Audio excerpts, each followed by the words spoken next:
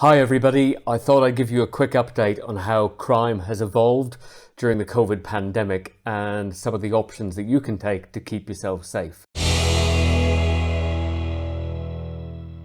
A bit like my facial hair, things have changed over the past few weeks and not always in a way that we've expected. The financial aspects of cyber-enabled crime and fraud have really increased. There are lots of criminals trying to make money from the pandemic. They're offering you services that don't exist. They're trying to make you take decisions about your financial security and that of your company that put you at risk. In fact, just yesterday, we saw a letter purporting to come from UNODC saying that we had frozen, restrained funding going from one company to another and that we were holding that until a fine was paid because it had broken some spurious law that doesn't exist.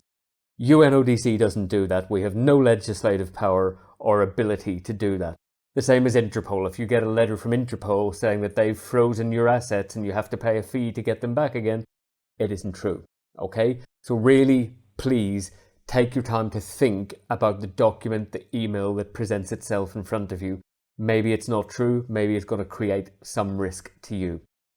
If you get an email from someone that you know, and you think, this doesn't feel right, it doesn't seem to make sense, that's not how they write, then it might be that their account has been compromised. Someone else is in control of it.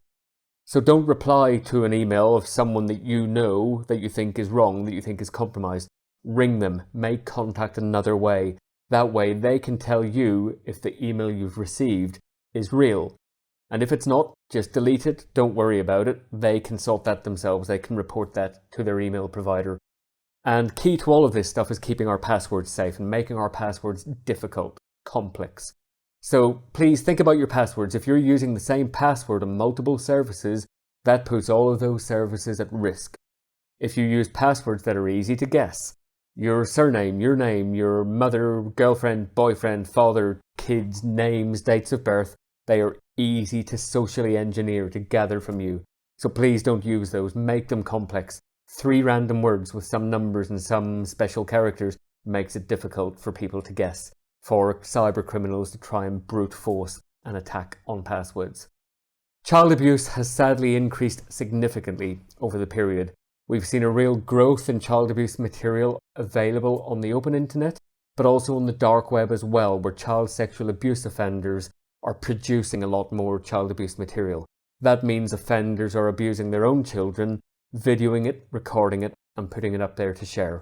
So I'm going to put a link up to InHope, and InHope is the organisation that can link all the different reporting websites together, where if you find child abuse material on the open internet, you simply put in the URL, the hyperlink, and that will help to get that taken down. And remember, child abuse is sexual activity of people under the age of 18, children, okay? It is not consensual activity between adults.